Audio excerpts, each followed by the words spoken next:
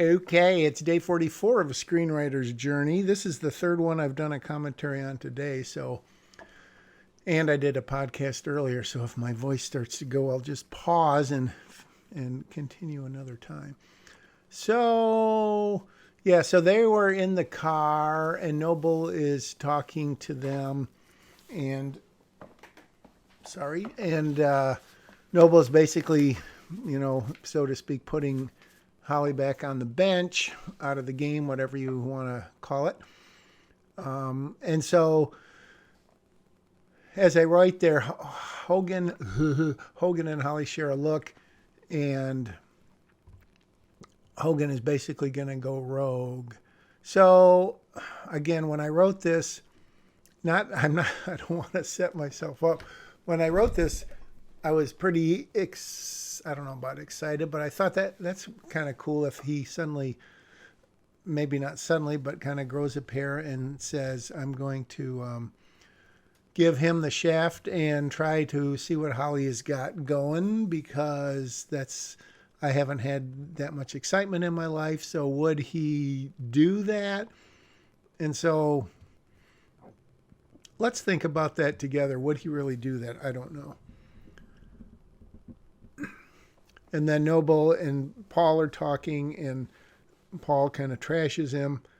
And then knowing that Paul's going to talk to her, Noble's going to spill a bunch of stuff that obviously we're not going to hear, because Paul's going to tell Holly. So now, again, he's now convinced that Rachel told Salerno about the deal she made with the FBI. So we're revisiting this whole idea of Rachel being a double, triple, quadruple crosser, and really playing both sides just really to the hilt. Who she ultimately makes a deal with. Did she make a deal with the FBI?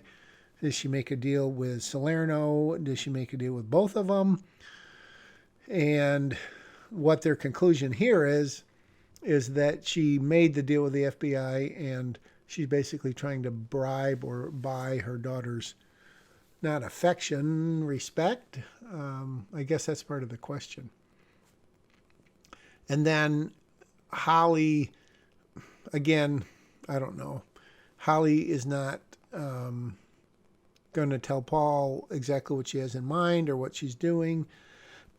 And would she really do that, knowing the relationship they've had and how, what a good person he's been to her and all of that stuff. And I think part of the reason that she doesn't is because, wait, I'm changing the dialogue. Yeah, yes, I'll tell you both when we get there. Holly doesn't want him to know because he is afraid that he'll be sort of duty bound to call up Noble and tell him, and Holly obviously doesn't want that to happen.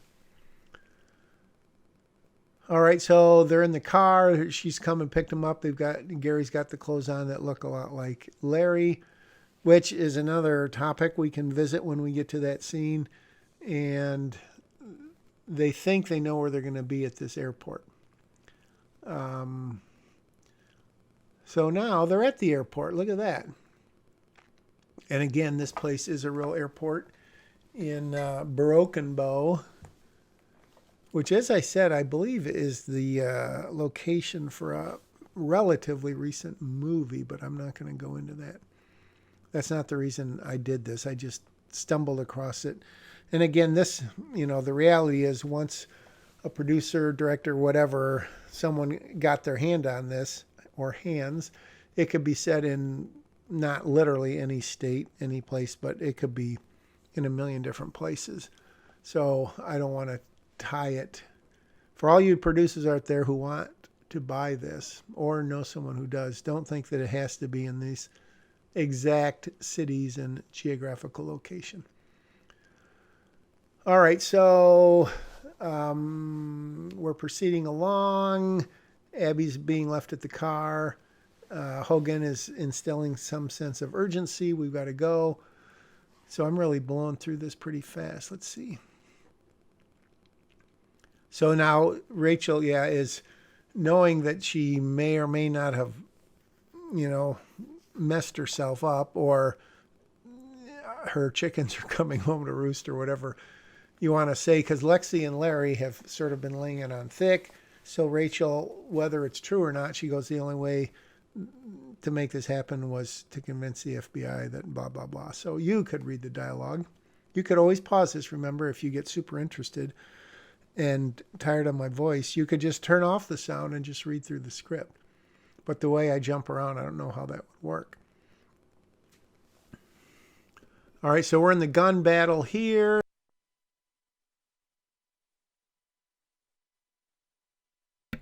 Not exactly a battle, but so I'm jumping around here just to see how this is flowing, how I'm liking it. And I think part of the problem, and it may be an ongoing problem, is I didn't want a big, huge plot point to hinge on the whole twins thing, like Freaky Friday or The Parent Trap. No, Freaky Friday was something else, wasn't it? That's when they switched. But The Parent Trap, where they completely fool people, and that's obviously the premise of that whole movie. In this thing, hopefully, and you can tell me by commenting or subscribing, sharing, liking. No, you can tell me if you think this is too small of a thing. Like, how do I put this? I didn't want the typical twins thing where the twins are always together and they're mistaking each other and you get a bunch of laughs or stupid stuff happening. So, and of course they just could be brothers, but I thought it would be interesting if they were twins. And yet, really, if you look at all the script pages, they probably only spend, well, at the end of Act 1, they're apart and they don't really come together until well into Act 3. So for the most part, they are in two different worlds, which I think is kind of neat. And I think they would enjoy that. The twins I'm thinking of, my sons, two of my sons, that because they've done some acting as twins, and of course they're on screen at the same time and, you know, whatever. But I think it'd be kind of cool that, you know, they're in two different places and you find out that they're two different people. They have two different approaches. And so then my original point was that I started to make 5 minutes ago, this little bit of mistaken identity that Holly, you know, she probably isn't completely hanging her hat on there, but she figures that since Gary's going to be a ways away, and obviously she doesn't know that Larry's going to go into the bathroom, so she doesn't know exactly what kind of confusion Gary's appearance is going to cause, but she figures it's going to figure some confusion or cause some confusion.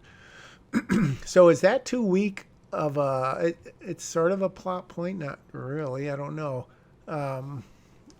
Let me know what you think. I guess I sort of like it because it is a little unusual in that I don't feel like I'm super leaning on it.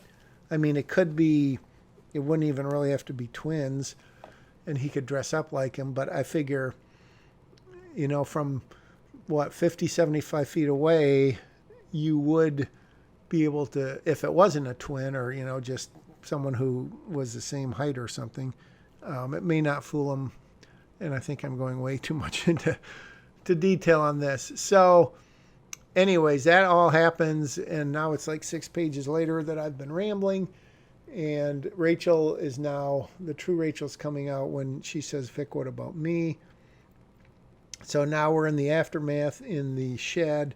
And Holly is kind of filled in Hogan about what's going on.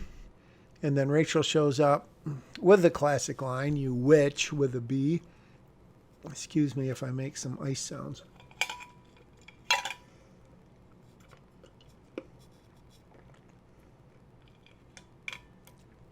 It's probably very rude. But you can just read the dialogue here. So they're having this, you know, when the villain and the hero meet at the end, like James Bond, and the villain talks for 10 minutes and tells James Bond exactly everything. I certainly didn't want to get into that. And we'll see how that goes. But they certainly do have to have a showdown, so to speak, because really, they saw each other. They shared the screen for about 10 seconds in that opening sequence. And then literally 10 seconds again when Holly dropped off the kids and they went into the cabin. They saw each other. So now here we are, 100 minutes in. They've shared no screen time, which isn't necessarily unusual if you think of Luke and Darth, which I always seem to come back to that.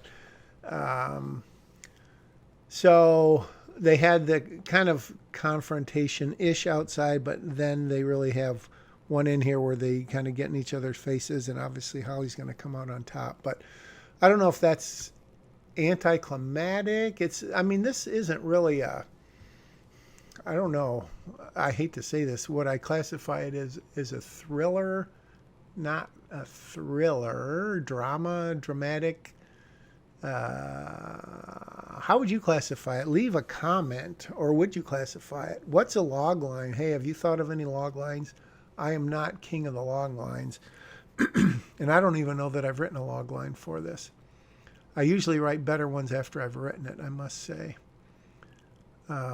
Again, this, I don't think I've mentioned this for many days, but this was born out of a idea I had for a pilot. Well, not for I had an idea for a pilot. I had an idea for a limited series show, and it had the kids in it, but it was completely different. But Holly, well, I won't go into all that now, but Holly was not nearly as big of a character, and for reasons that I can't go into right now, she has to become pretty much the main character of this script. So we've gone through, again, I've rambled. We've gone through a lot of stuff. If you've been reading now, they're in that Axe factory. She threw the kill shot. And now, so I'm still kind of not wishy-washy, but wondering about this whole thing. If Lexi still has the option to be in the WITSEC program, if she gets out, where's she going to live? Do we need to bring along, talk about that?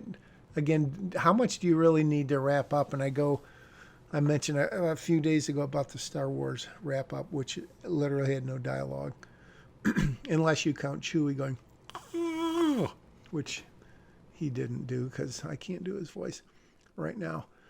So now I'm getting a little into the weeds here about where she's going to live. Abby offers that she can live with her. I think earlier I had something like Gary goes, well, you could live with me, but we don't know his living condition, if he's in college, if he's working or whatever. So, what?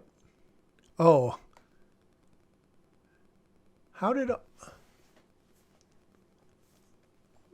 Didn't I already write this? I wonder if I jumped onto a different day of the script or something. Didn't I already write all this? I wonder if I accidentally deleted it. That's very weird. That's very weird. Huh. Excuse me.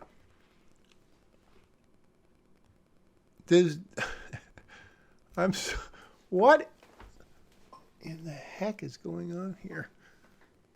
You know what this is crazy. I don't really understand what I'm doing. Because didn't I already write this? Does anyone out there remember seeing this? Because I certainly do. Although, maybe that's new dialogue. Oh, great. Now I'm right back at the beginning. This is the second part of the day because I switched files here. So I guess I sort of have an unofficial rule that I'm not going to rewind. I'm not going to go back and redo commentary or go back and explain where I was in the script. But and I don't know if you had a chance to look at that final dialogue, the final couple lines, but I think, and it's again 8 weeks, 9 weeks later, and I still like that idea where when Holly, and forgive me for not following along with the script here, but when Holly was 22, 23, and she got this job, and she's had it for 14 years, and when she, was first thinking herself of Aunt Holly, when you're, I mean, not that 23 or whatever is young to be an aunt, but when Lexi called her that, because she was 3 years old, 4 years old, so she was already talking, and she called her aunt, and that kind of made her feel old, as Holly says at the end. And now, at the very end, after she's been through all this and she's kind of realized her priorities and all that, she goes, whatever her line was, not so much, or, it sounds pretty good. So I think it's kind of a tender, soft moment. And I don't know that she would have opened up to Lexi like that. Maybe she would have. Maybe it'd be more impactful, but that she says it to Hogan. And it's by no means a throwaway line, but I think it probably says a lot about how she's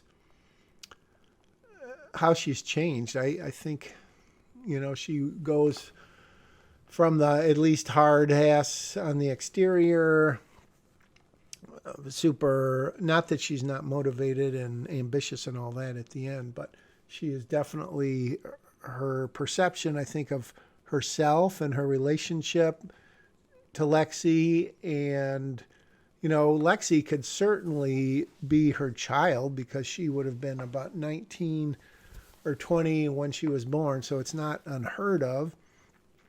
And I know in an earlier version, there was some dialogue about calling her mom or something like that, which I don't think quite worked. But so that's sort of, is that the theme, the thesis, the takeaway is Holly sorting out her priorities, realizing that she doesn't have to go by the book. That was my original intent, that her heart sort of went out over her head. And in this case, in this version, she's still going to Miami and she'll be back, and, she's not going to be her protector necessarily, but they can still have sort of an aunt and niece relationship, which Holly, I don't think, would have ever dreamed of, even in the beginning of the script. So that is what I have to say about that. So what's going on with the script? Am I completely rewriting it? I mean, this is at least my third time through, right? I'm just trying to look and see what I'm changing.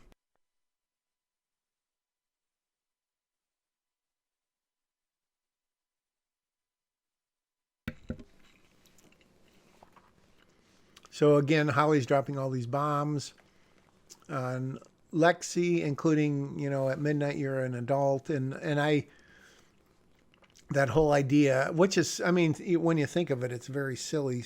At 11:59, you can't make your own decisions, and suddenly the clock strikes midnight, and it's the next day, and you're 18, and you're legal and adult. It's kind of, I guess, arbitrary is an understatement. Dressing up. I still have that happy birthday to me. Oh, and there it goes. Yeah, I mentioned I wrote that in a script that I actually shot. It's called The Key. It's available on Amazon Prime, which I've mentioned quite frequently.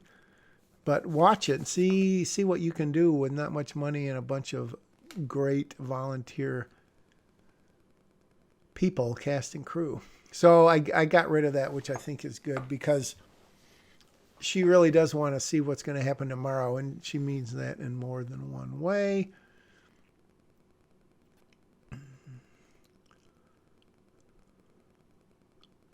So, yeah, I'm just tweaking the dialogue, and I since it's kind of hard to know, since I sped this up by a 5x factor. If I was reading through this, and just if I came to something I didn't like, I would change it. Or if I was specifically looking for things that I thought I needed to change. But mostly it looks like I'm just, yeah, I'm always out pretty much to shorten the dialogue. It's funny, even, you can say a sentence, especially in English, I'm sure in other language, you can literally say the same thing 20 different ways. And you can say it using a lot of words, you can say it using a few words. And it goes without saying, at least for me, is that in a screenplay, the fewer words you can say it in, the better. And I think when people talk about people have a good ear, Aaron Sorkin, a good ear for dialogue. I watched The Social Network not too long ago, and man, that's just talk, talk, talk, talk, talk, talk, talk, and it's all great. But does a good ear come from really listening to real conversations and then maybe figuring out a way to distill them? Because obviously, as we've discussed, and when I say we, I mean me, I've obviously quit writing here, but let me just go on a little bit longer. What you don't want to do, at least as far as I've figured out and concerned, you don't want to recreate dialogue that really happens, because that would take it would take you 5 pages of dialogue to get to the point of the scene when you need to get there in 3/4 of a page or a page or something. So I think it's having an ear sort of for the back and forth and the flow of dialogue, but not the actual words that you say. Because again, the drill is that every single line of dialogue has got to advance the story, reveal character. Obviously, sometimes you've got exposition, but you don't want to get the on the head stuff. So unlike a novel where you can just talk and talk and talk and talk, in a screenplay, there's just no room for that, which makes it, and I think I've said it before and other people have, I think it's the hardest kind of writing, because it's not writing for writing's sake. As I've said, the words other than dialogue, the words that you use don't necessarily mean a lot, except to the reader and the first kind of wave of people that read the script.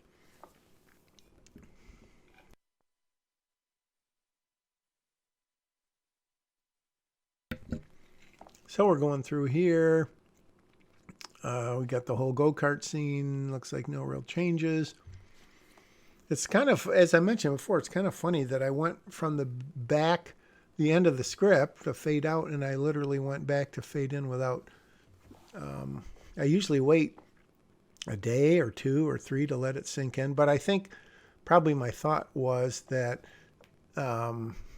it had probably been at least 10 days since I had, well, I don't know, at least 10 days since I had started the rewrite. And so I hadn't read, those first scenes for 10 days. But having said that, I do know that I went back and made a few changes. So that's not exactly accurate.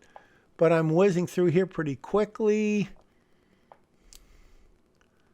Again, making sure that as funny as it sounds, the script looks good. And I know that's a very subjective thing, and it's like, well, what difference does it make if it looks good? But as I've said, having orphan words on a line, not in dialogue, that's harder to do, but certainly in the action and description, I defy you to find an orphan word on any of my action and description. Defy you, do you hear me? And lots of white space. To me, any more than 3 lines of action description is maybe 4 once in a while, but usually 1, 2, 3. I would say 2 is an average. And I've said this a million times, but maybe you're just joining us on a screenwriter's journey, day 44. I try to use the action to really direct the scene in my mind, so you can picture every time there's a new paragraph in the dialogue, it's probably going to be a new shot. And that's not to say that a single paragraph is one shot, although I'd say more often than not, you would expect that it could be. And then, of course, in the dialogue, you're going to be cutting back and forth and stuff. But yeah, someone made mention of kind of my style. And I think maybe if I do have a style, it is kind of matter of fact and kind of, talking about camera, not camera movement, but directing, not really directing either, but saying really what's going on. What am I seeing on the screen? And then having said that, I just saw where I said someone doesn't appreciate that at all, which is a direction to an actor, obviously. But I think most of this stuff is what's going on, and I'm going through it pretty fast now, so it's pretty hard to say. But I mean, like, well, I'm not on any page long enough to read what I'm saying, but okay, got the gun. Your I don't think I changed much there. Yeah, I'm just trying to. I think I'm just going through and making little adjustments. Talks to do with, and even sometimes you catch little mini problems, and I guess I'm a stickler on that. Like if someone's talking on the phone, do they not literally hang up, but they disconnect? Do you ever say it? If someone enters in a room and they start talking, make sure that you've mentioned them already in the scene. I mean, there's a lot of technical things that I think a lot of screenwriters either ignore or they don't think about, or they don't consider it a big deal. But like even if you say the 3 people come in the room or the 3 kids and you haven't named them, even though we know who they are in the context of the story, strictly speaking, you really can't do that, because if you consider your script is going to move into a shooting script and someone's going to break it down, and it says the 3 kids walk in, they're going to go, well, what 3? Who needs to be on set that day?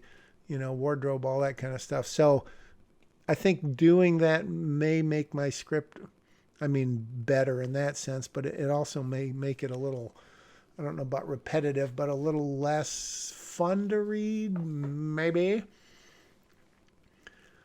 Okay. So yeah, I'm going through here pretty quick because I started this, I think, on page 1, and I'm up to 42, almost 43. So nothing much has changed here. You can be reading along, or you can be listening, or you may have fallen asleep already. Obviously, yeah, I mean, if there's, again, I think I mentioned this yesterday, but if you see something that you think is A, stupid, or B, wrong, or B or C, what are you doing? Or, hey, how about this? Or, I mean, literally anything. I will try to, answer all your questions in the comments. And that would be kind of cool to have like not a conversation, but a back and forth, because I'm sure I will learn a ton of stuff. This might be how I write all scripts going forward. Let me know what you think about that idea. Yeah, so very little changing here, which of course is always a good sign, because if there's nothing more disheartening than going back to page 1 and going, oh my God, I wrote that, and then comes the rewrite. So not a whole lot changing here, and I don't think I ever just go through a script and say, oh well, I know it was good, so I'm not even going to reread it because I'm afraid I'm going to find something bad. I think I can be my own. I don't know about my own worst critic, but I can certainly, especially with time having passed, I can go back and semi-objectively read it and not fall in love with scenes or dialogue. But having said that, I think I've already mentioned a couple pieces of dialogue or even transitions that are like, I like more than they deserve to be there. But really, yeah, not much has changed here. They're on the airplane. They're talking about Gary's kind of giving it to her. And then, yeah, that my witness thing, I'm not sure that that's going to stay.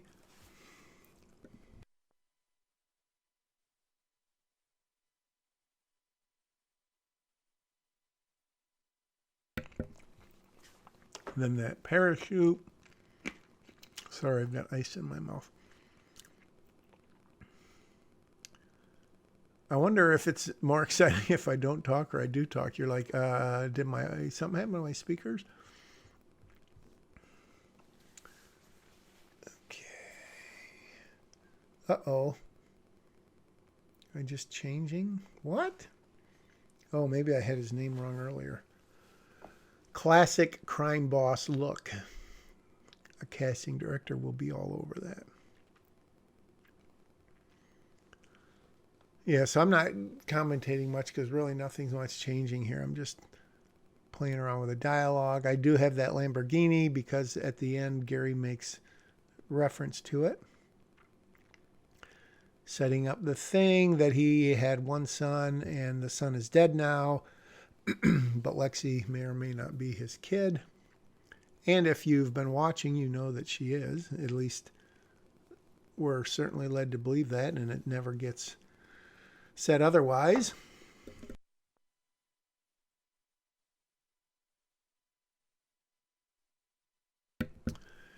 All right, so I'm really buzzing through this.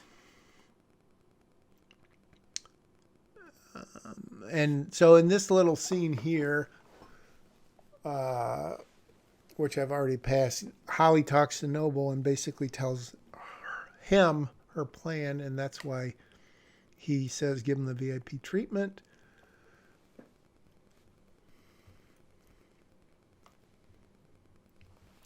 And I have played with the idea that Holly, as she says, I'm not staying here.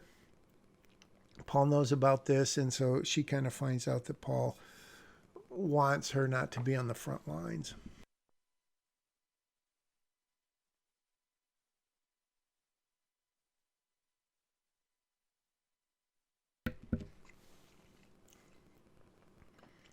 And yeah, Hogan, that line that's in blue right now, I don't think he would have necessarily known that. No love lost.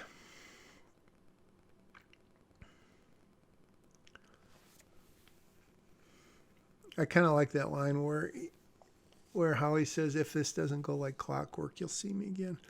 Okay, that was yesterday's commentary. This is today. You can probably tell my voice was getting kind of shot. Well, it doesn't matter. So he leaves, and after Holly gives him that veiled threat that I mentioned about, I'll see you again. Abby trying to make the best of it and, saying the bet isn't too bad. And what's going on here? So they're looking in and seeing the body cam. They're seeing Rachel. And I mentioned this the other day about the idea that Rachel has a body cam on and who is she really working for. And so if you love that, let me know. If you don't, I'm going to let it go, as Olivia Newton-John said in one of her famous songs from the 70s.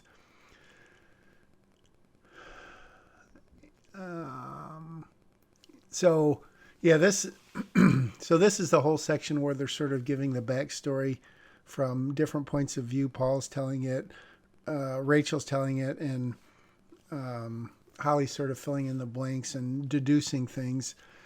And I won't give any spoilers about the fate of this section. None at all. Because this will probably give it away, but at the time, 2 months ago, it seemed like a super clever way, and I was patting myself on the back big time because it was sort of interesting to me how it was cutting across these three scenes. Again, if you think it's brilliant and want it to stay when you go and see this in the theaters or wherever you see it, let me know in the comments after you subscribe and share and like. So Rachel tells him all that. We end the scene, this sort of triple cutting scene in the trampoline park, and then Larry gives the line, which is going to set up a line that our friend and his brother Gary has in the not too distant future.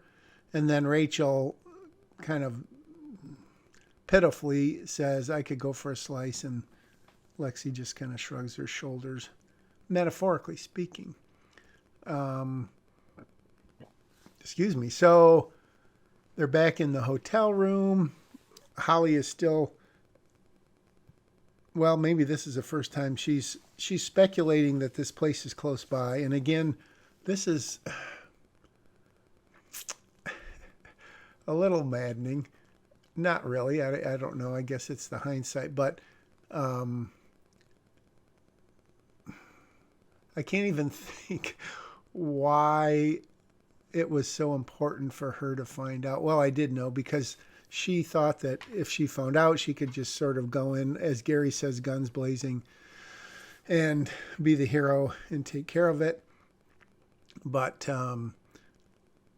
I don't know. I'm speaking way behind the scenes here because I know we're on the next day already.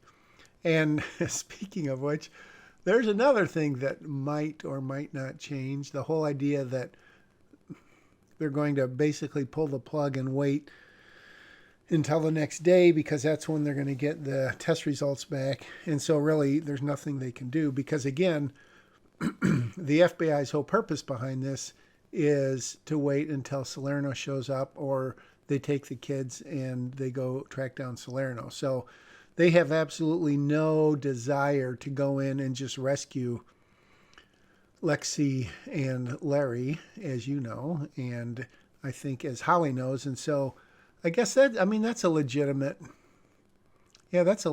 reason to want to know where they are. But then again, to think that she's going to go in basically single-handedly because she knows Gary isn't, or, anyone, unless she could talk Hogan into going, that they're not going to bust in there. And although, having said that, I might have to think about that, because we haven't even seen Ace and Clyde yet. So if there's literally no one there guarding them and there's just a bunch of doors that are locked, could they break in somehow through the roof? Could they cut down a wall with a welder or something? I don't know. Or a torch. Probably not a welder.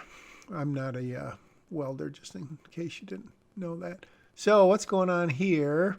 It's the next morning. Rachel's being kind of glib. Lexi tells her about the dream she had, which I think is kind of funny. All good, I hope. So yeah, they're speculating about what's going to happen, and Larry is saying, well, they need you to be taken to him so they can track him down and bust him, and you can collect your money. Yeah, I just had in the parentheses to Holly. Obviously, that should be to Rachel. And then, again, this is not virgin writing, so I'm not telling you anything you haven't already seen. If you've been watching, that Rachel tries to slap Lexi, she grabs her, and then has that bit about respecting your elders and so on and so forth. Okay, so Paul says, show me Rachel's tracker. That should obviously not be Paul. It should be, I can't believe, that's funny. It should be Noble. So all the chase vehicles are in position. As I'm thinking about this, since you've seen me write this 3 or 4 times, this is probably going to be pretty boring until I start changing stuff. Or I say, wow, this is awesome, and I'm not going to do anything more. Ooh, all right. You see that blue right there? This is what? I ended the day on a cliffhanger on blue highlighted text. What am I going to change, if anything, when I come back tomorrow and continue writing on a screenwriter's journey? This is day 44. Tomorrow's day 45. And you can only imagine what the day after that's going to be. Thanks, as always, for watching and listening, commenting, sharing, liking, and watching The Key on Amazon Prime or The End of Art on YouTube. All free, because I love you. See ya next time.